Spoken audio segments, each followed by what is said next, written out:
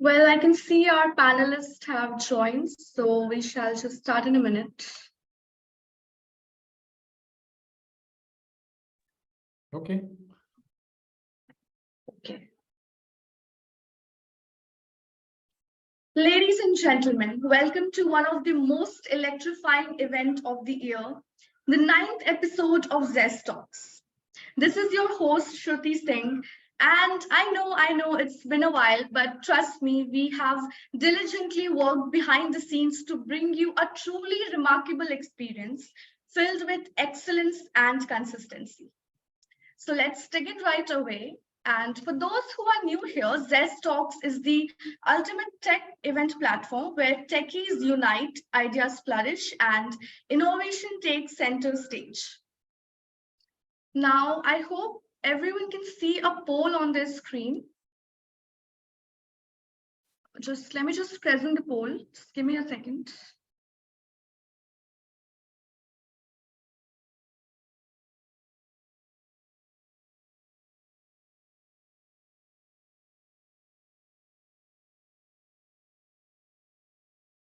Okay, the poll is yours, and I can already see the replies flooding in.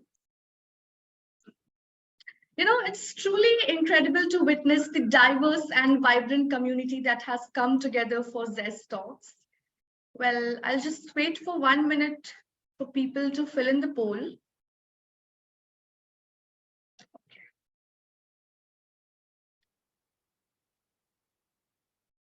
Okay, I can see the replies from vibrant Hyderabad to bustling Bangalore, Orissa to cosmopolitan Mumbai, and from the cultural hub.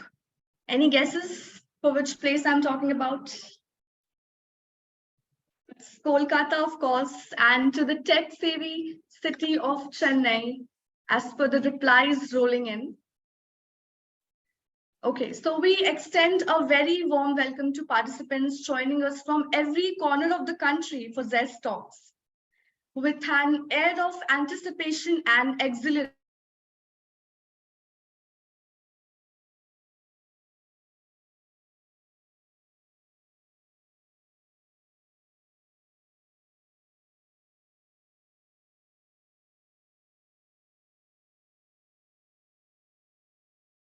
we just close the poll now.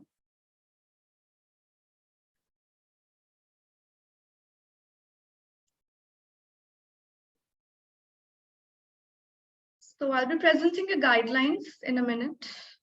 Okay, I hope you can see the screen. Okay. Just a small disclaimer that the content of the discussion is subjective and reflects individual beliefs rather than being owned by or controlled by any particular entity. The event belongs solely to Zest partners. To ensure the quality, both chat and mic have been disabled. The chat will be open following the end of the discussion for the Q&A session. And lastly, for technical support, get in touch with Sudam, our IT admin support. And I hope you have taken the screenshot of the number displayed on the screen. Okay, let's proceed further. Before we proceed, it is my great pleasure to introduce Mansa Natakam, the esteemed AVP of Business Development at Zest Partners. With great honor, we hand over the stage to Mansa, who will provide us with an exclusive sneak peek into the captivating world of Zest Partners. So over to you, Mansa.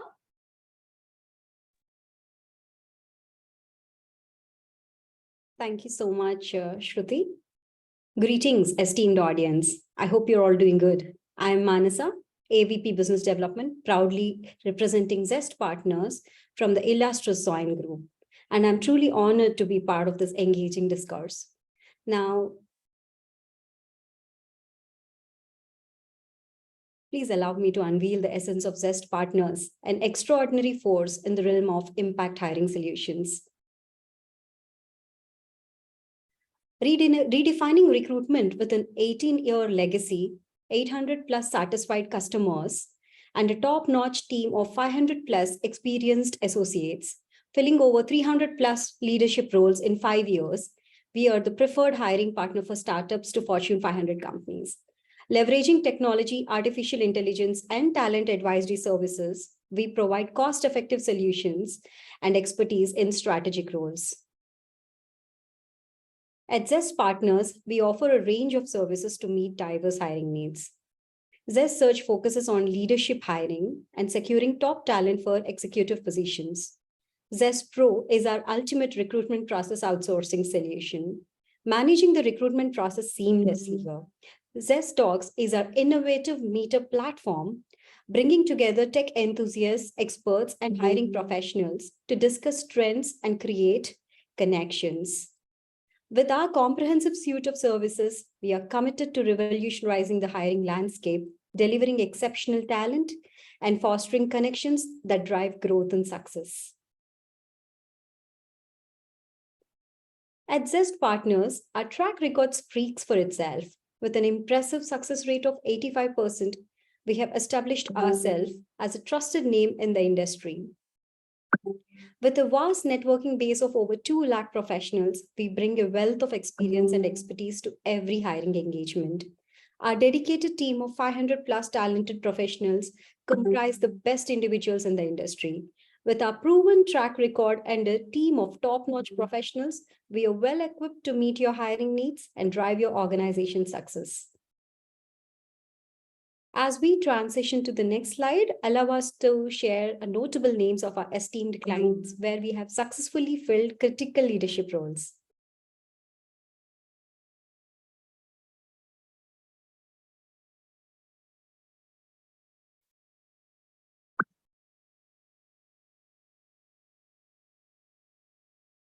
So this brings us to the end of our presentation.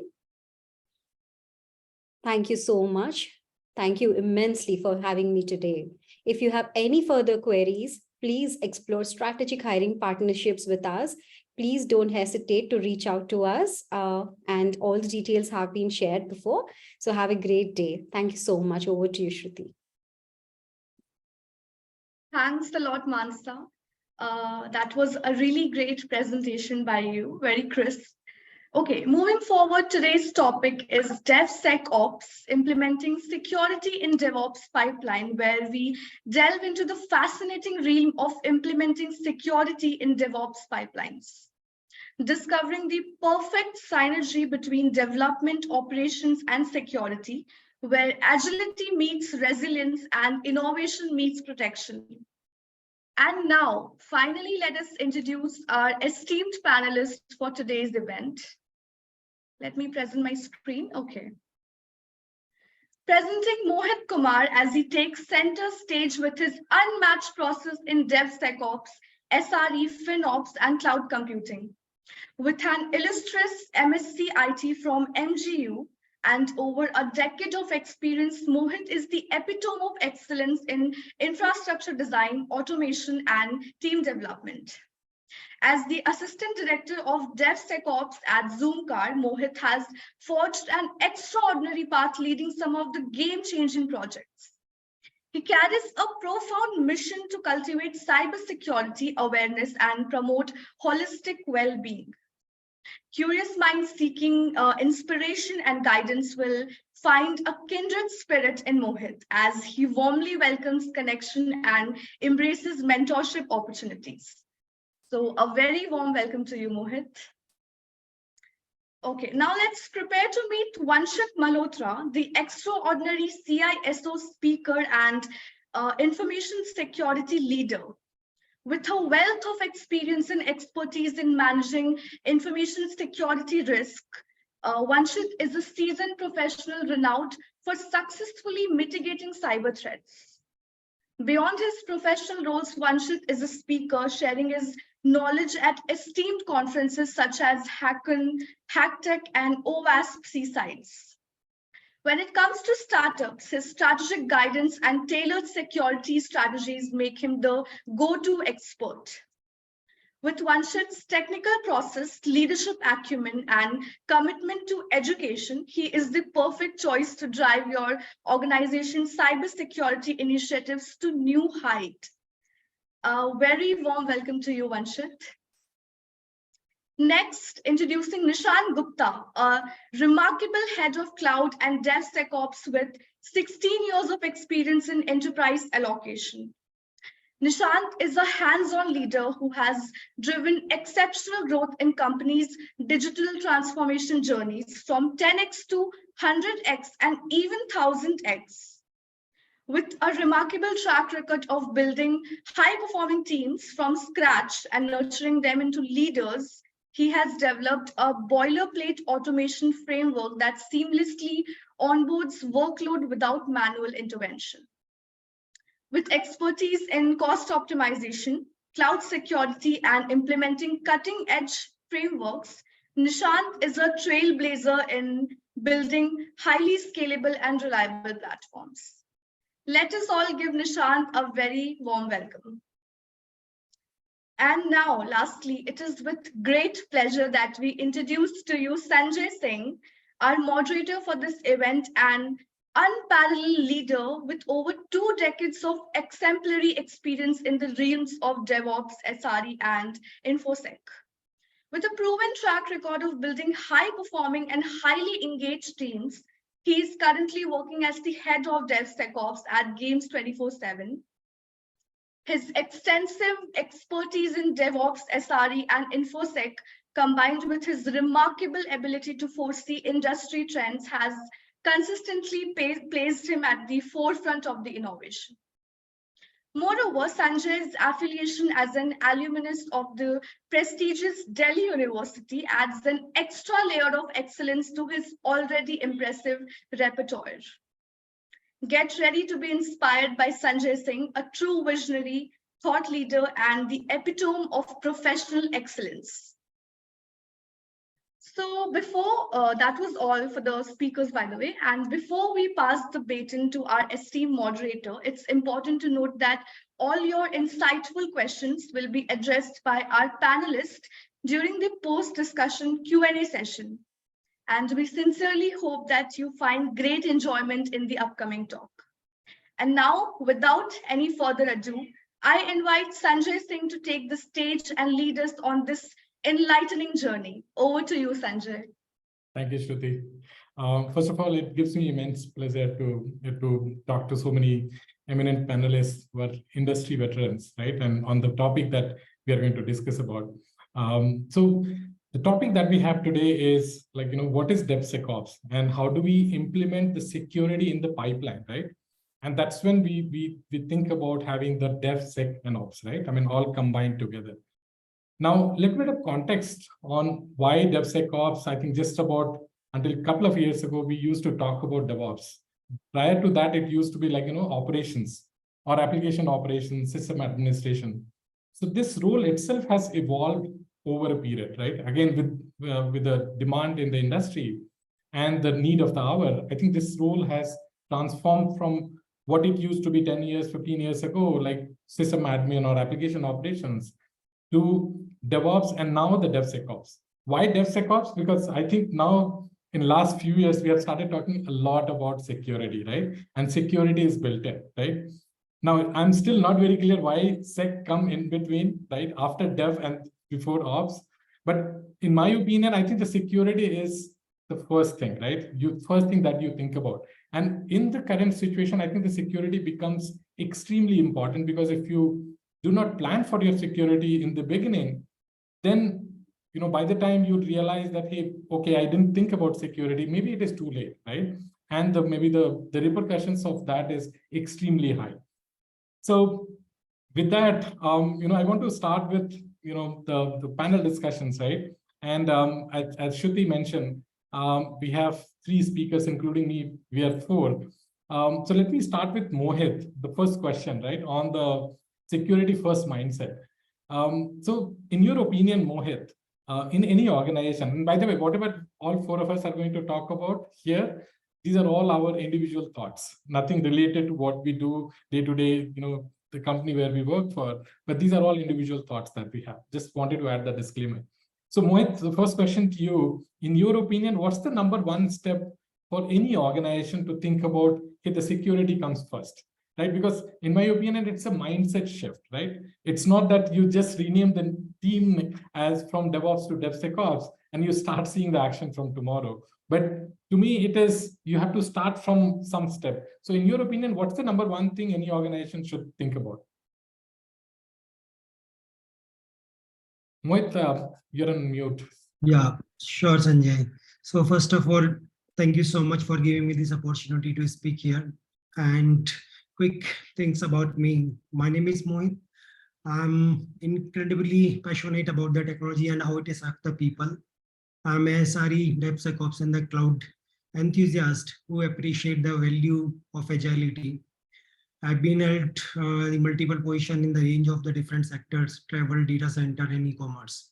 So currently with Zoomcar, so I'm always eager to help others learn and DevOps how they can get more benefits.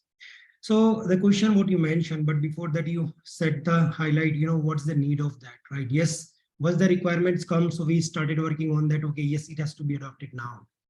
So what's the first thing we can do, or as per the requirement, what are the steps we need to consider? And the number one things always comes, right? Are we ready for the security first mindset to establish a comprehensive security culture, right? The very first things always comes, although it should be started from each and individual, but my take is it has to become from the leadership, right? If the leaders are committed enough to implement the security best practices across the organization, I'm sure everybody is going to follow them, right? The second one things, the people can adopt is once we are ready with that, the security trainings and the education, right? Conduct regular security trainings, train the programs, all the employees, and make them aware why it is important, right? And what are the impact on the industry. If we don't do that, what are the consequences we have to face, right? So once they will understand this, yes, it is going to be help. So people need to understand why are we doing that, right? We need to place some policies and procedures across that. We need to develop or then enforce security policies, procedures, and align with them industry best practices. Whatever the use case we have, yes, we have to align the security. For example, right, the password management, the access control, or the data classification, or incident management as well. So another part also we need to consider is the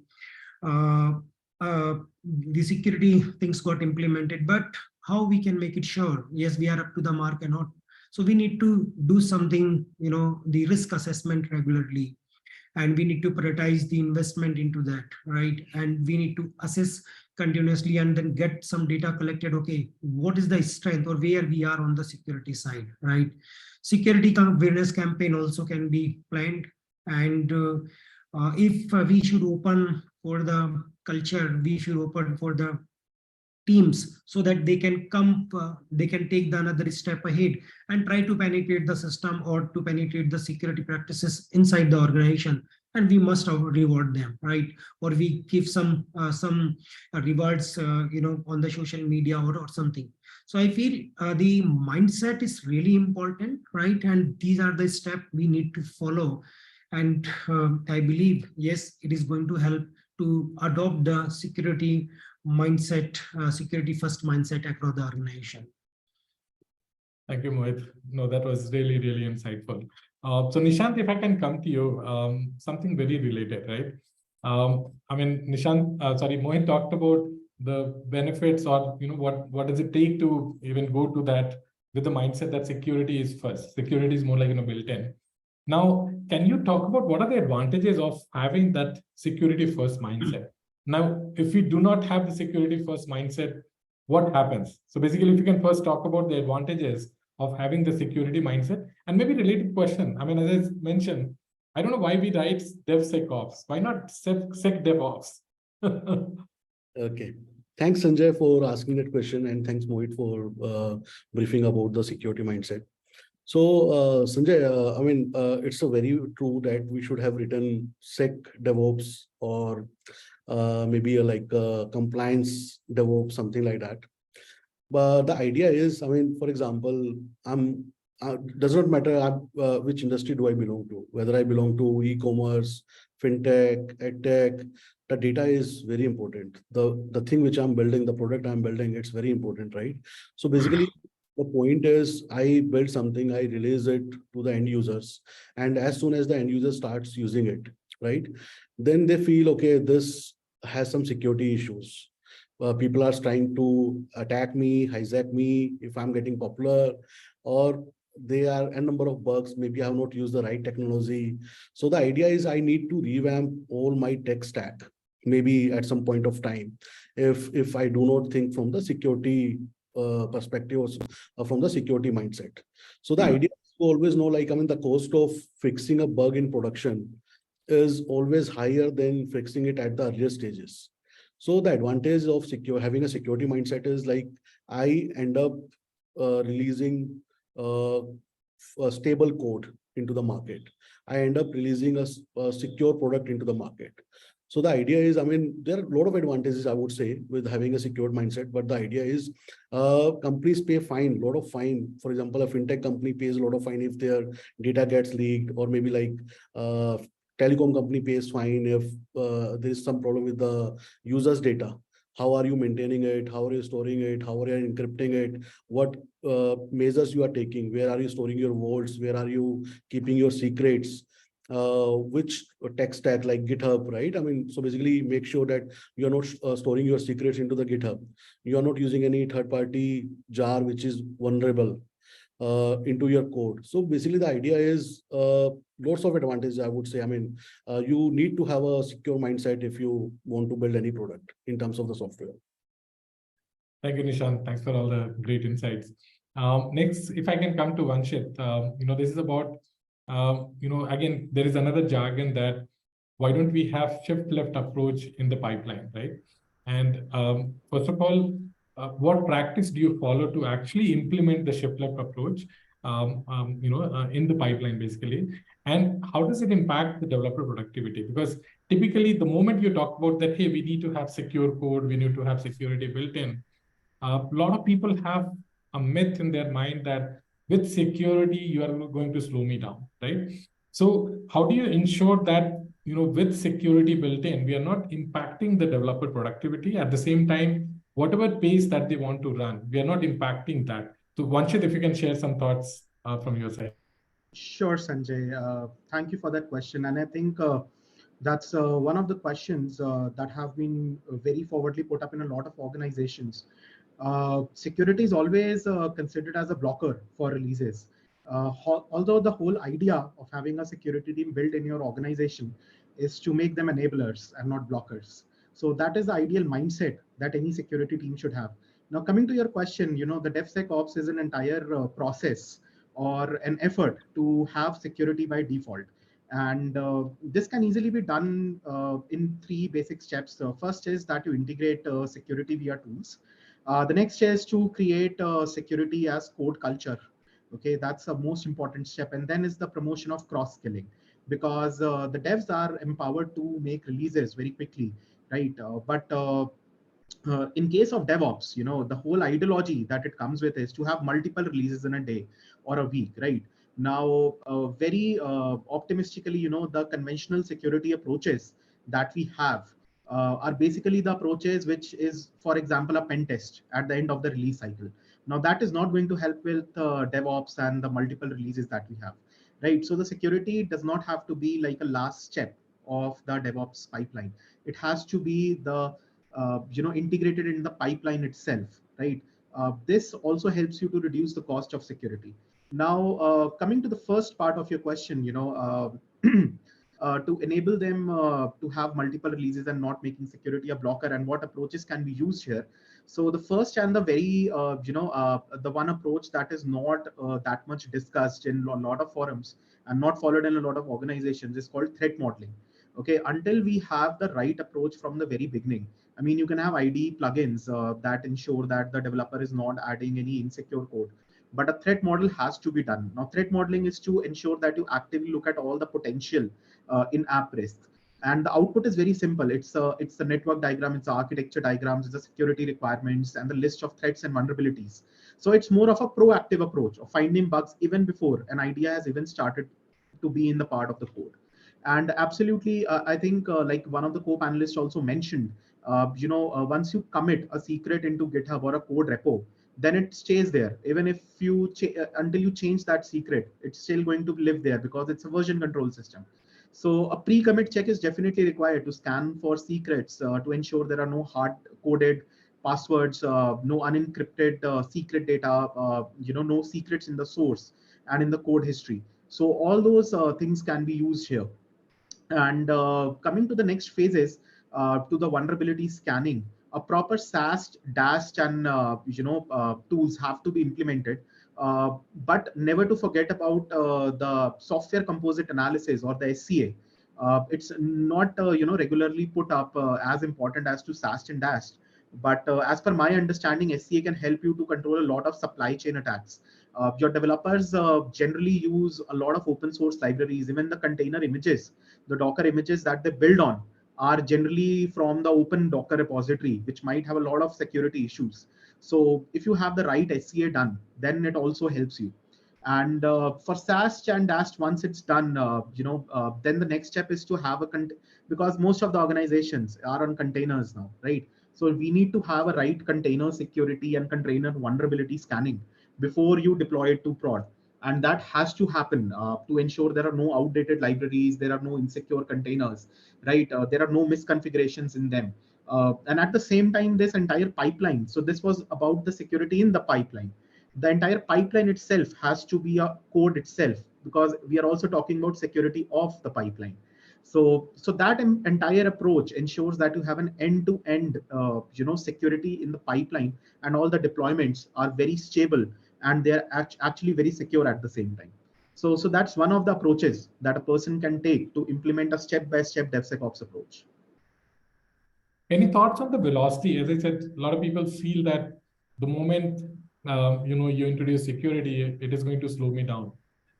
Anything that comes to your mind on how we can convince this community that, hey, it is not going to impact, right? But rather give them a confidence that by having this, you are going to get confidence that, hey, now this pipeline has given me a green signal, so I'm ready to push the code to production. Otherwise, if there are no checks and balances, then I may not be confident, right? I mean, I may not be expert in that area, but if someone can, maybe scan or tell me that, hey, here is the area that you need to fix. So how do you convince, the community that, hey, by having this, it's not going to slow you down, rather? Sure, Sanjay, that's a very important question, because like I said, security does not need to be a blocker, but an enabler for an organization, and security should not slow down the pipeline process. One of the ways that we can do that is a cross-culture information exchange, where one of the approaches is to establish security champions within the dev teams itself. Now, what I mean by security champions is these people are not really security engineers. They are developers or respective to their team, but are very aware about what are the right security practices, how the supply chain attacks works, what could be the repercussions of creating a security group that is open out there for an ingress or an egress traffic. So they are aware of those repercussions. And once a team has a security champion, that culture can be spread, because at the end of the day, this is going to be a cultural shift. It's not going to be one team's job. Now, coming to the part of the velocity, how we ensure that the velocity is not hampered. So there are two aspects to it. The first thing is identify the issues as soon as you can. That absolutely reduces the cost of fixing that bug, because let's say that you do a pen test at the end of release, the developer might have moved to a different module itself. He might be developing a different module altogether. Now, when that happens, then he has to close that module, come back to this module, and then fix the bug. So it entirely increases the cost of security, the time of security bug issues to be fixed. And that is where DevSecOps actually helps you to identify the bugs as soon as we can. The second aspect of this is, a release being blocked because of a security issue. Now, that part I would advocate in favor of, because better than you release an insecure or a misconfigured container image or a code, it's better to wait for a week or wait for a couple of days until that bug is fixed. So that is something I would advocate, that don't release any insecure code. But when it comes to identifying bugs, that's the most the security teams can do. Ensure that you have the right shift left approach, identify bugs as soon as you can. And secondly, having security champions and having a whole gamified approach towards security education. Got it. No, I think that's very, very insightful, Vanshit. I mean, what you talked about is two things, right? One is have enough guardrails which can detect, early, and that is what the shift left is. Detect early as soon as possible or as soon as it happens. And the second one is creating that kind of culture where the securities, everyone is talking about it. It should not become just the central security team to go and enforce and talk to people, but rather everyone within the team understands that why security is important. So I think very, very valuable inputs on that. Nishant, if I can come to you on that, right? I think what Vanshit talked about is that creating the culture of the importance of security, right? But a lot of times, especially during the initial stage, when you just talk about the culture before everyone understands, that transition is extremely difficult because people are still trying to understand that part.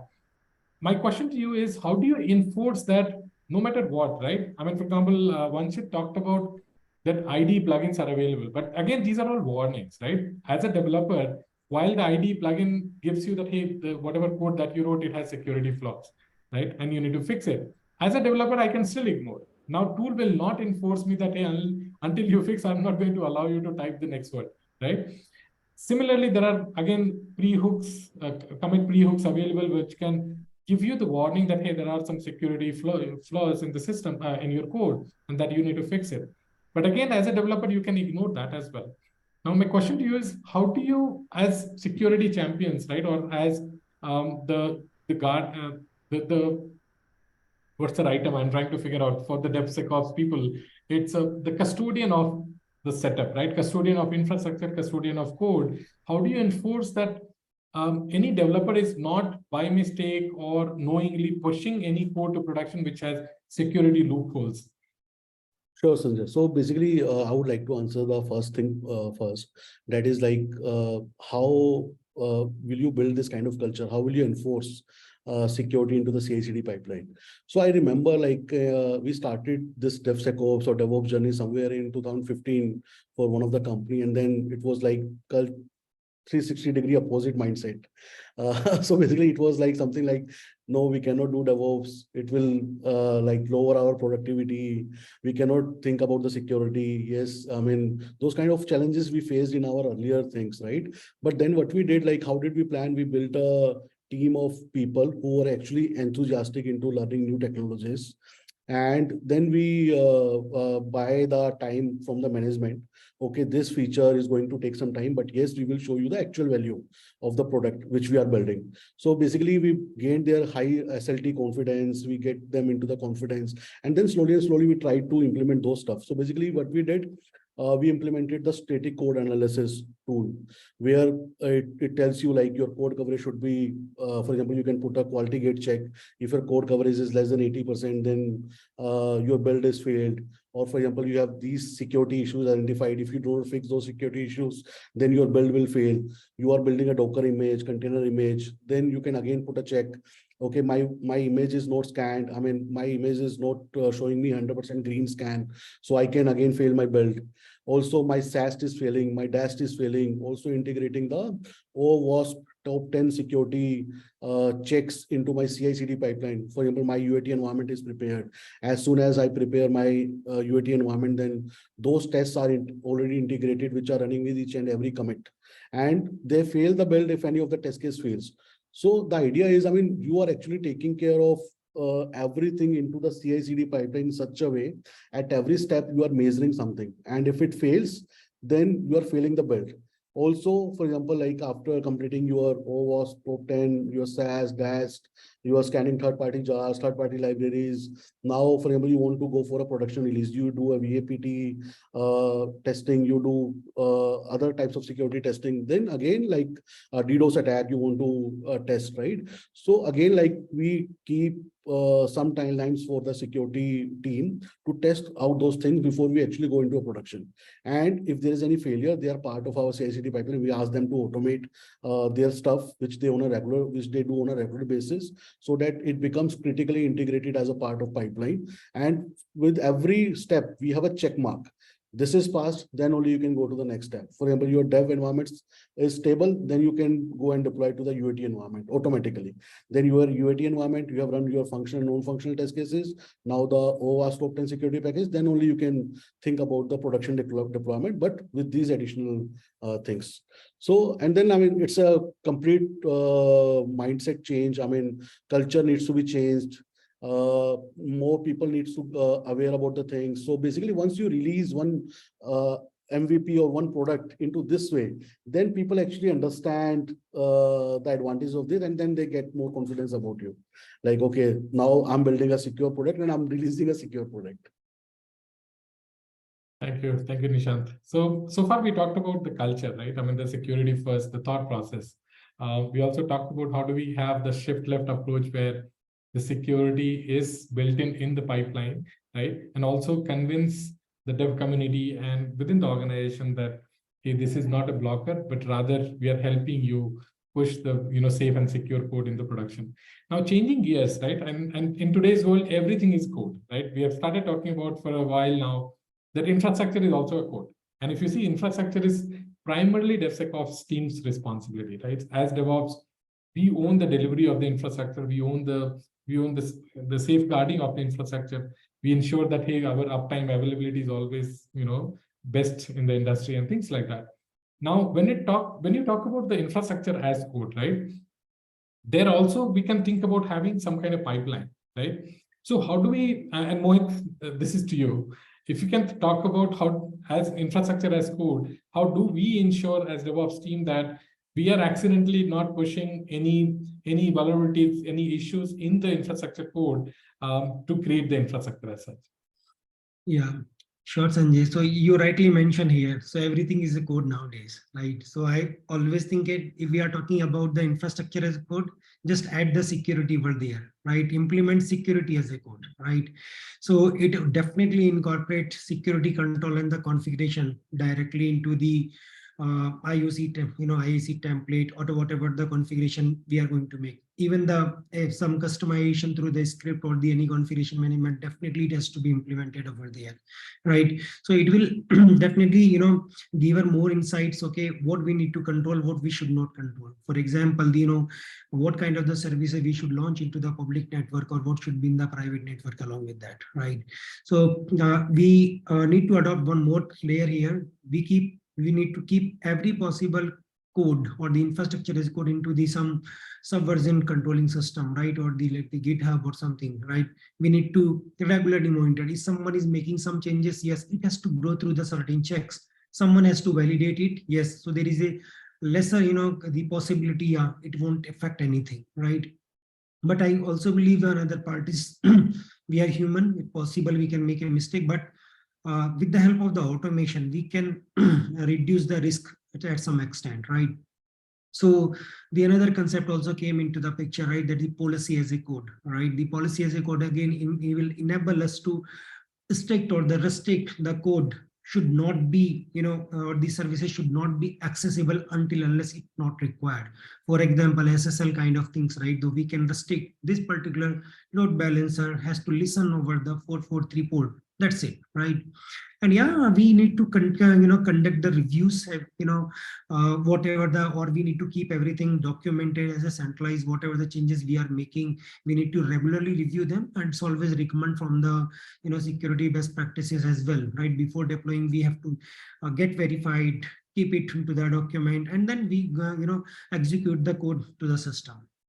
So another thing is we always keep consider the if we are on cloud, so the public cloud, so we need to consider their security best practices as well, and we need to understand the cloud responsibility share model, right?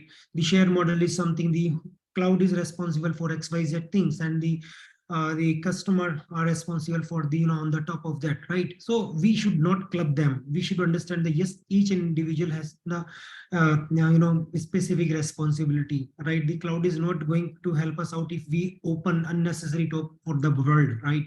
It has to be controlled from our side. And yeah, continuous security check or some of the tools can be integrated, right? So nowadays, a lot of good tools are available in the market. Just we need to integrate with them, and it will scan on a certain rights behalf of certain rights, and then we'll generate the enough data. Okay, what are the loopholes in your systems look like, right?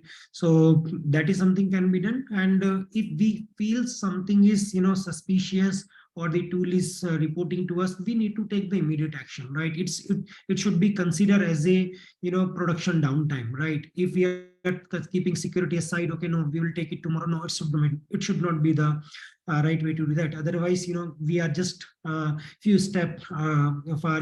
Someone will get the all access, all the control into the system.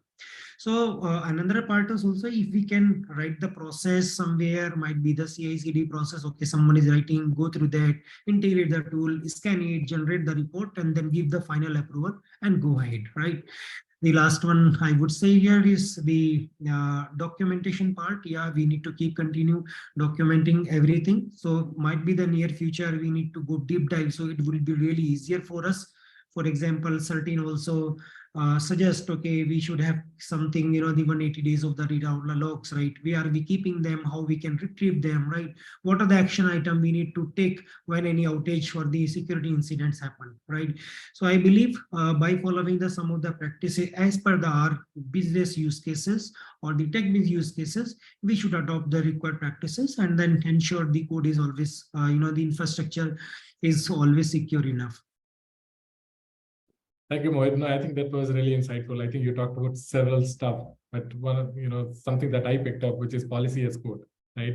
And then ensuring that your documentation is always up to date. And that way, if an attack happens or an issue happens security related, if it is properly documented, many times we struggle, right? That, okay, from where do we start? But if it is documented properly, you can always refer that. And if it is up to date, you can always refer that and then can see that, oh, yes, I think this is where the problem could be. Right? So I think that's very insightful. Nishant, if I can come to you based on what Mohit talked about, he talked about policy as code, right? And again, as I said, we are the owner of what we create as infra, right? Where the application runs. Two questions. One is something like, again, I think Mohit touched upon is ensuring that we have the right policies, first of all, defined, and then the policies are enforced. Like imagine, there is a web server and on that someone with admin access installs a MySQL and open to the public, right? That becomes a problem. So one, how do we ensure that we safeguard these kind of activities where even by accident, it does not happen? Second related question is, again, I think most of us are from Linux background and we all have seen that, installing, we get very tempted installing in open source tools or packages. Yum install a name of the tool and you're done, right?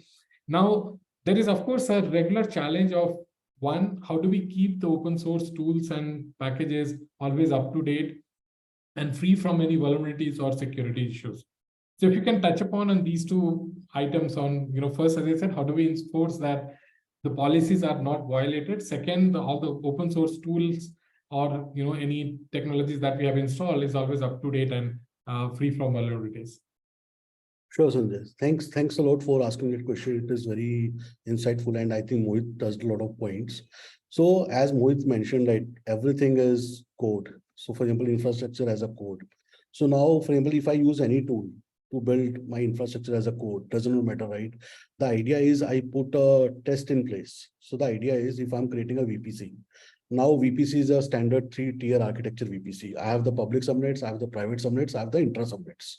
Now in public subnet, I can only have the internet gateway, and in private subnet, I can only have the NAT gateway, right? So that my EC2s, which I create into the private subnet, they can talk to the internet, for example, right? So the idea is, whatever I'm doing, so basically I should write my infrastructure as a code with all the best practices and all those, so the test cases in place, so that I know, what is getting created. And if I'm changing any parameter here, for example, I'm creating an EC2 with a public, into the public subnet, which has an elastic IP associated with it, it means I'm doing something wrong there. So it should get me a notification, hey, EC2 needs to be a part of the private subnet. And then maybe you can use a network load balancer or ALB or some type of load balancer to route your traffic from the public network to the private network.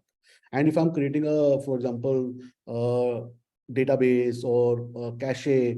So those needs to be part of intra-subnet where there is no inbound and outbound connectivity, because database, I need to keep it very secure. I need to encrypt my data in transit as well as in like REST.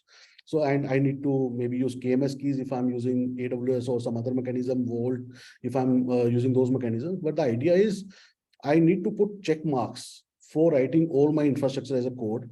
For example, this load balancer can only accept the traffic from a WOF.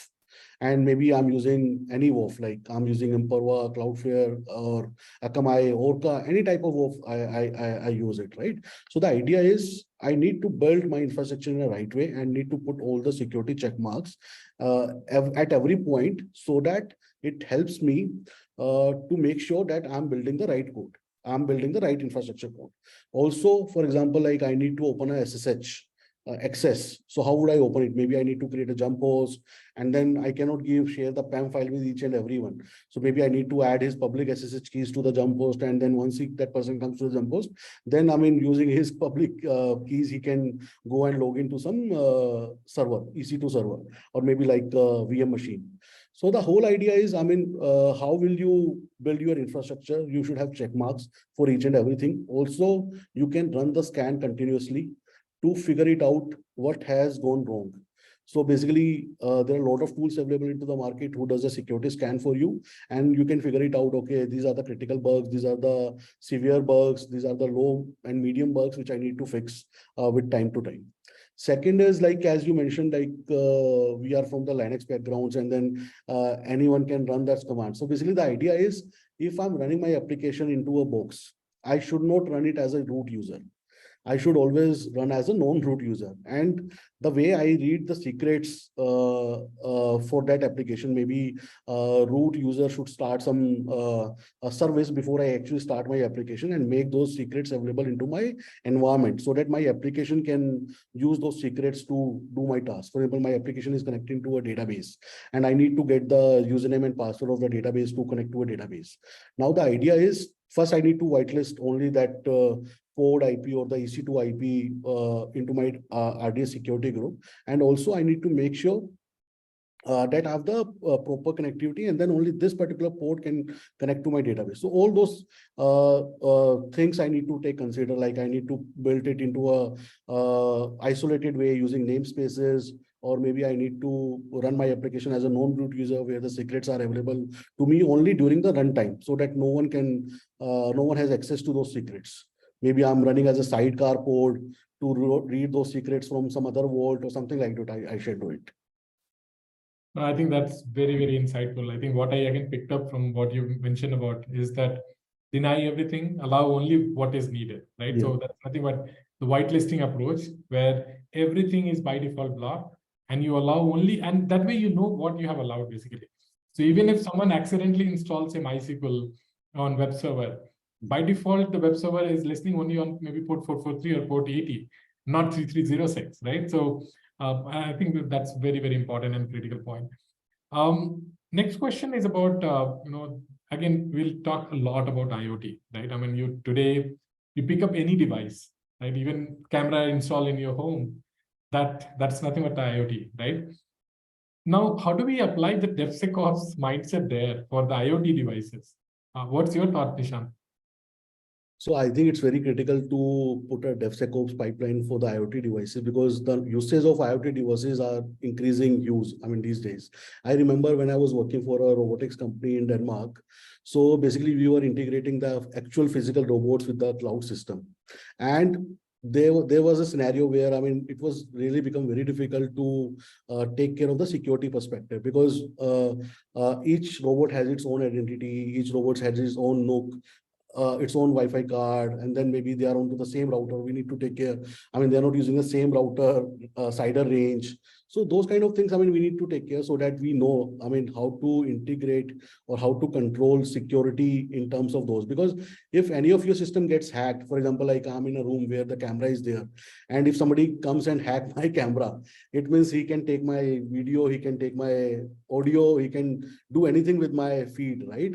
So the idea is, you must have heard like Alexa use cases where Alexa accidentally put yeah, the audio between a husband and wife to her boss.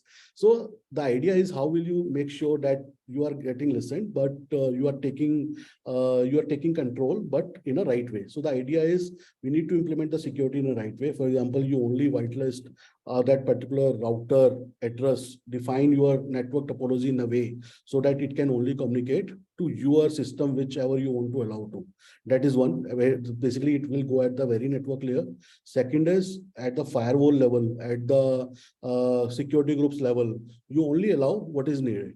And then the data which is getting transmitted, you also need to encrypt that data, so that even if somebody gets a hack of it, he won't be able to, get into your data easily. So that is the whole idea about it.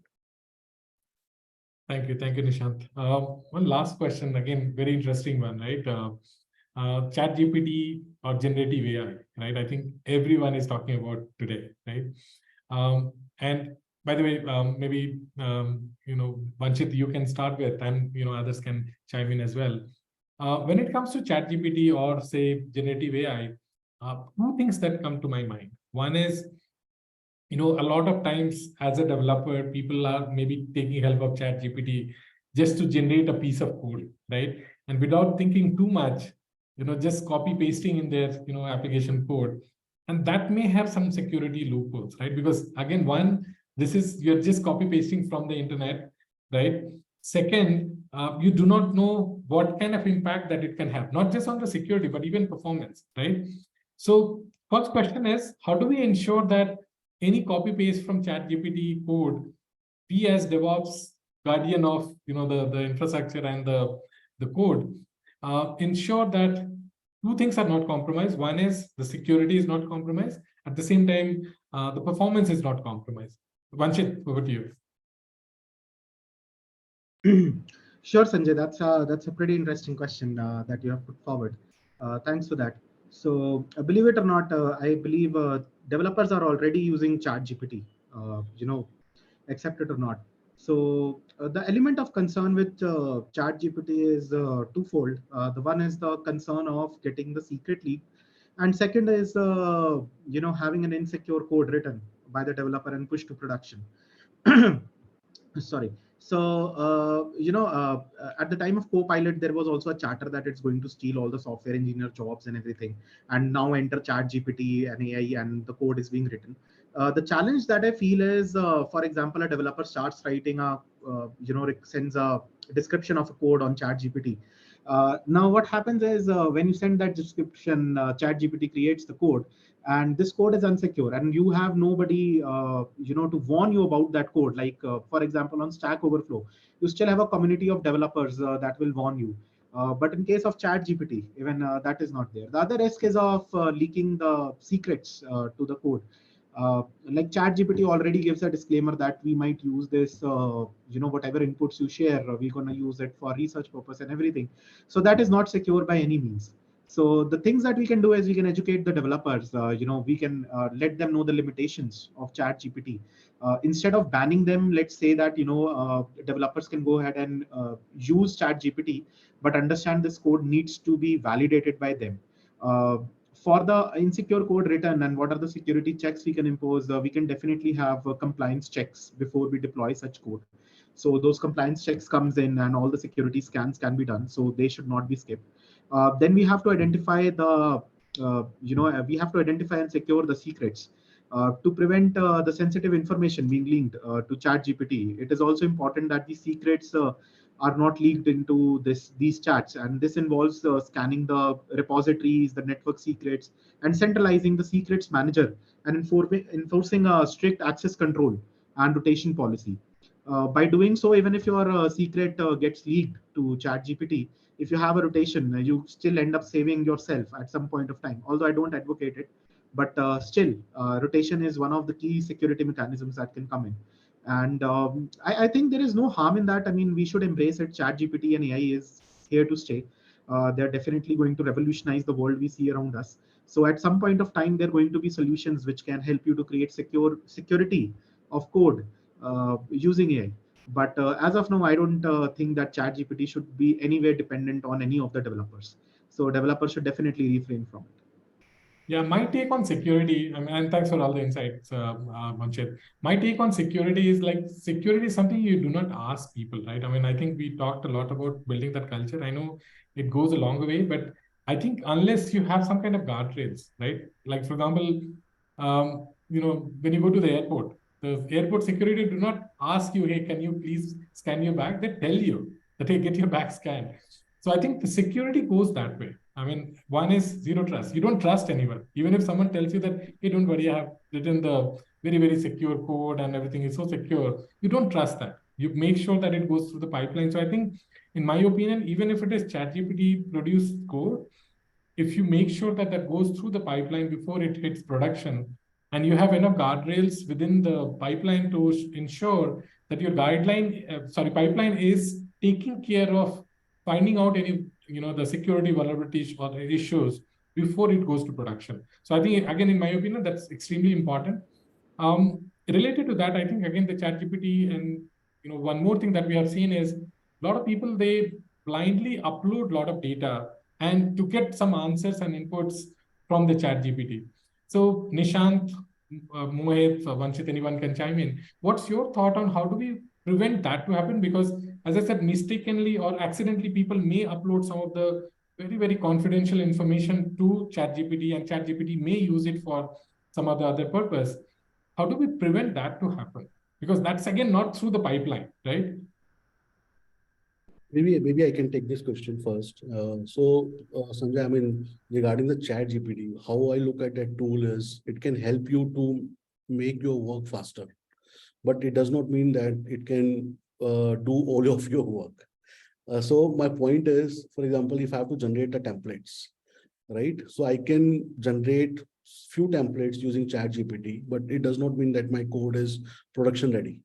So basically, I need to take extra precautions, which I'm passing, what I'm passing to Chat GPT, what all information I'm passing to Chat GPT, and what I'm getting out of it. So, for example, I cannot pass my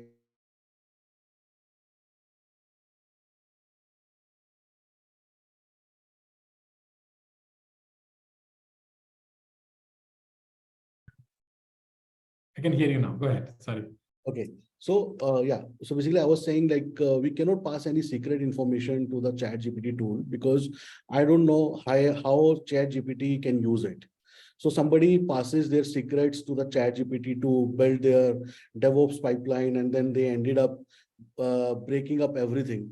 So for example, like some hacker got out of that, and then now they are controlling their whole production infrastructure or whole production website, and then they are asking for a couple of bitcoins to release their production website. Since I'm coming from the fintech background, so that's why I'm thinking in terms of the money. But yes, so basically it should be very clear like what all information I'm passing and how can I control it is like taking preventive measures. For example, like what I can use tools like URL filtering. So basically what I'm browsing over the internet, what I'm using, what I'm downloading, maybe like tools like which can scan every developer's system. Like, is there any vulnerability? For example, like I have next gen scan or antivirus scan or EDV, right? Which I'm using as a tool. So basically, if I integrate into my system, it will actually highlight that you have installed this Chat GPT and you need to block it somehow.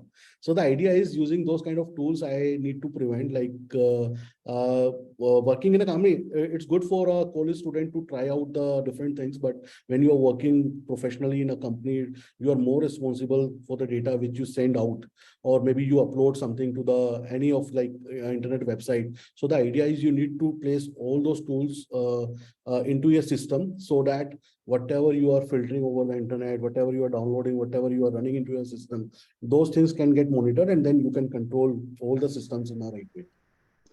Just to add up to that one, Sanjay, I a little bit disagree on the part having controls on the developer. I would still advocate having the developer education, because developer will find a proxy or something.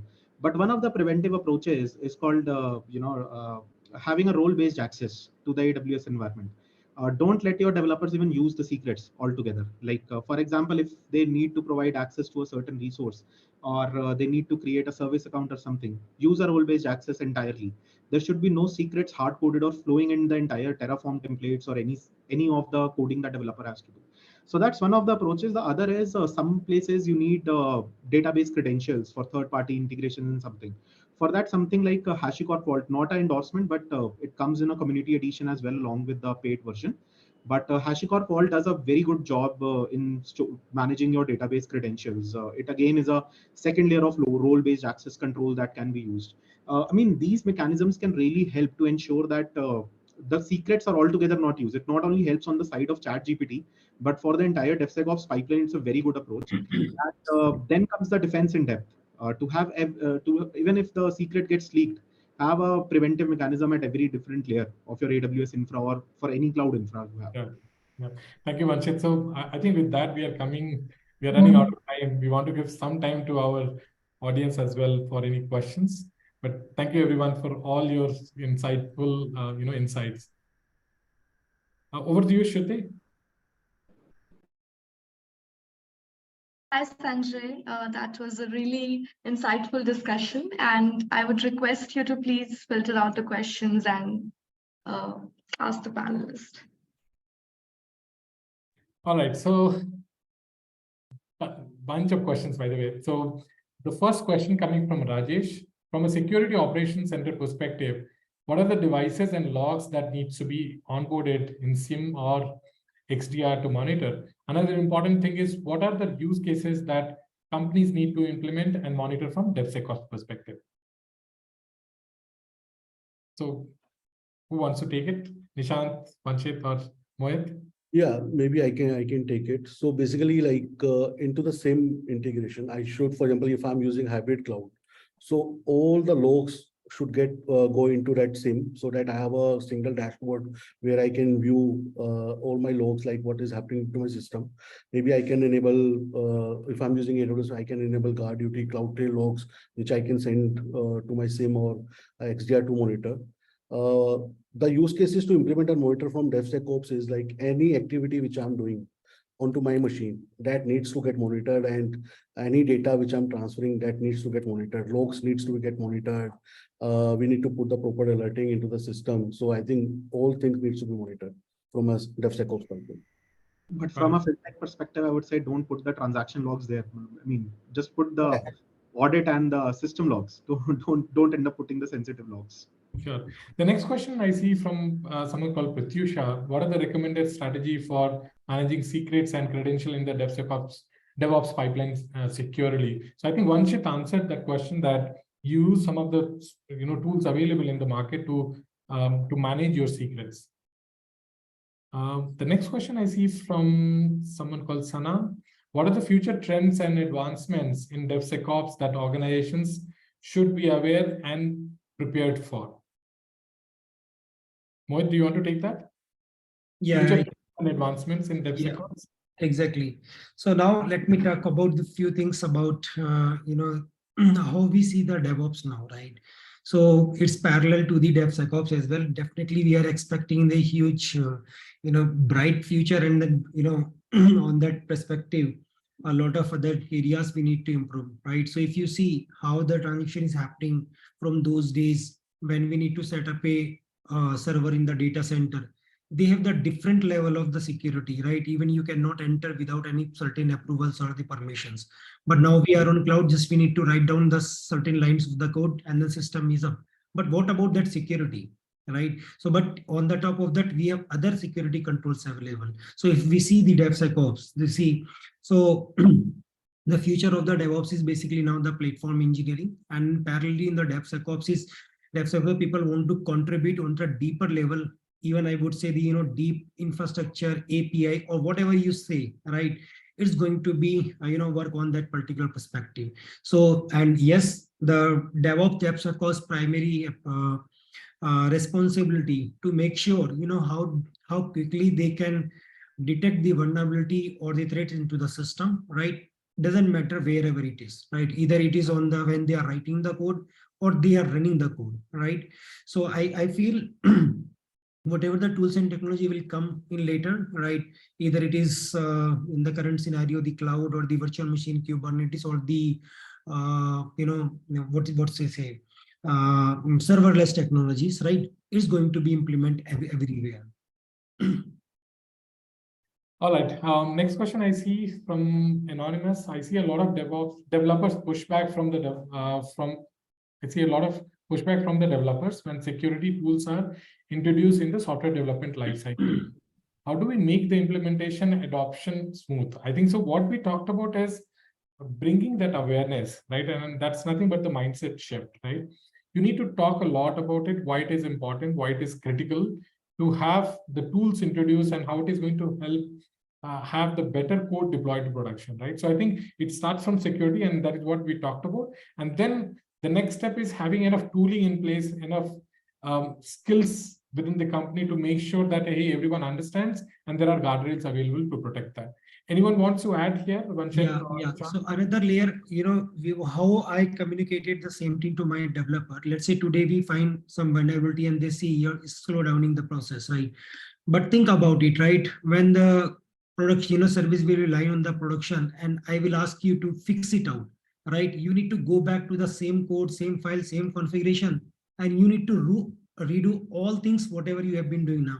So better ways, you can fix it now. It will take lesser time comparatively, once the issues will come later, right?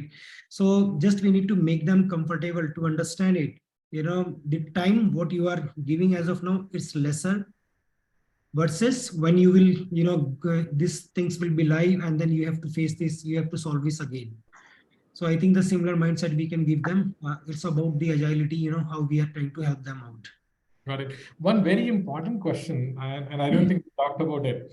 I don't see the name of the person, it is anonymous.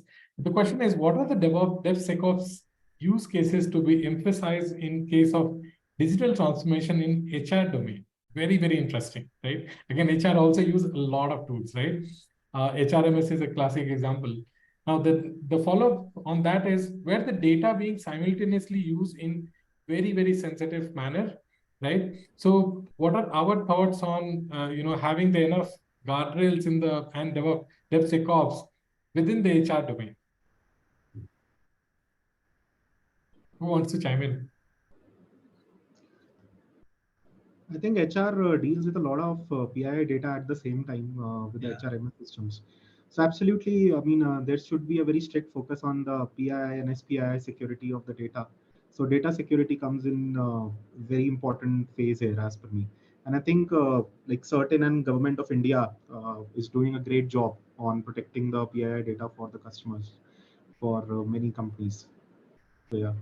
Yeah, if I can add quickly to that, I think whenever you integrate, and typically for HRs, right? I mean, there are a lot of integrations. It could be the LMS system, it could be HRMS system.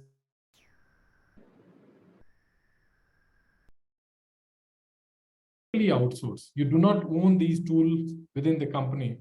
Now, a lot of times you may notice that, hey, your vendors got compromised and then you got impacted, right? Because you may be storing a lot of data with your third-party, companies. Now, having a proper assessment done with it, are they, for example, ISO 27001 certified, right? Do they follow the right security best practices or not? I think these are some of the checks and balances that we need to have within our organization before we say, yes, we are ready to integrate with the third party. That's my thought on that. So Sanjay, I'm completely aligned with you on that. So basically, no company creates the DevSecOps pipeline internally for the HRMS thing, because people can go and check what is happening there. So the idea is, yes, we need to check whether they are the SOC 2 ISO 27001 certification, where we can rely on, and also like the tools which are like heavily used for the HRMS portal kind of stuff. I mean, we should rely on to those tools only. Sure.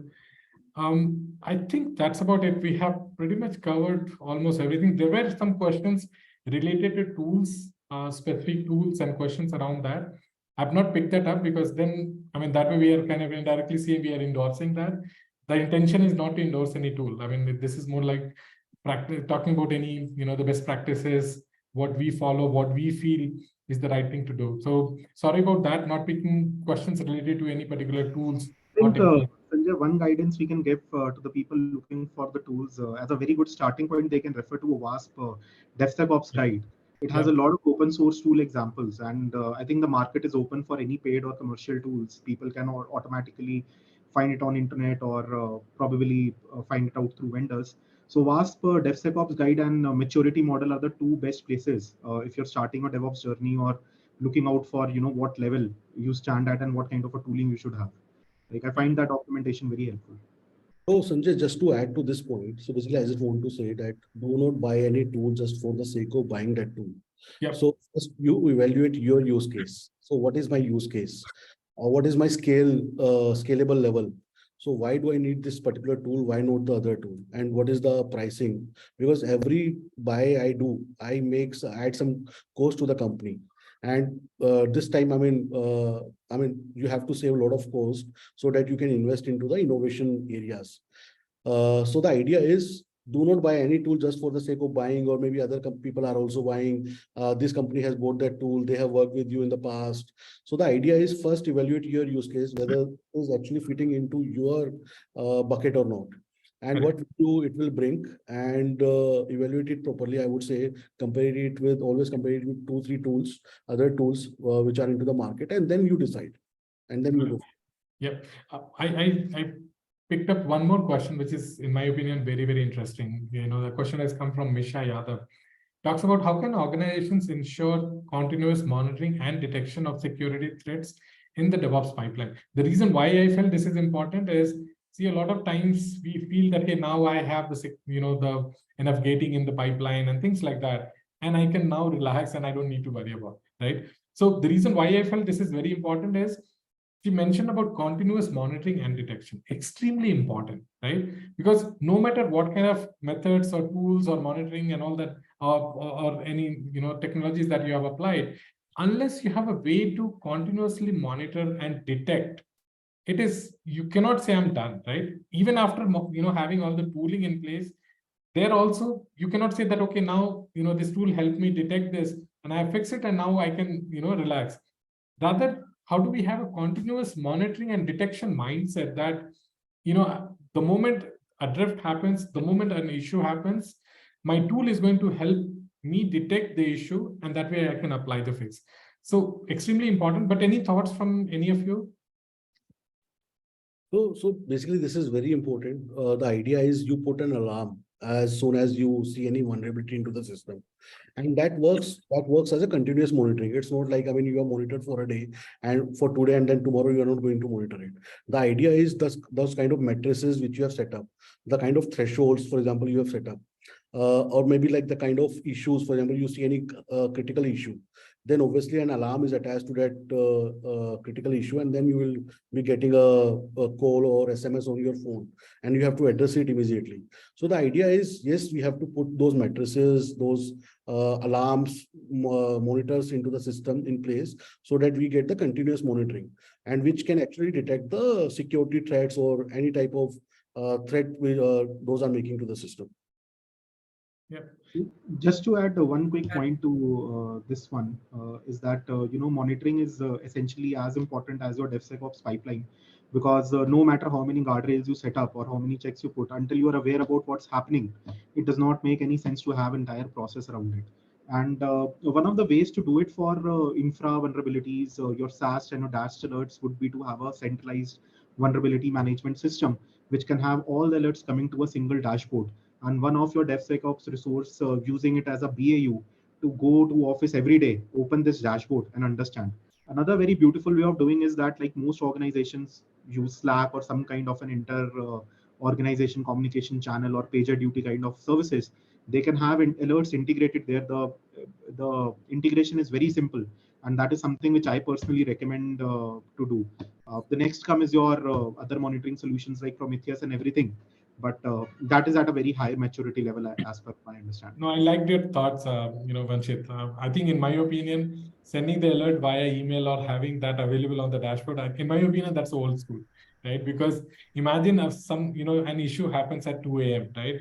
you cannot expect your email to buzz your phone or call your phone, right? Similarly, if you have something just displayed on the dashboard, by the time you just notice on the dashboard, maybe it is too late. And something like security, you want to get alerted in real time, right? So I think what you talked about is having the integration with, say, PagerDuty, tools like PagerDuty, which can in real time can notify people about any anomaly or any detection of the security loopholes or issues.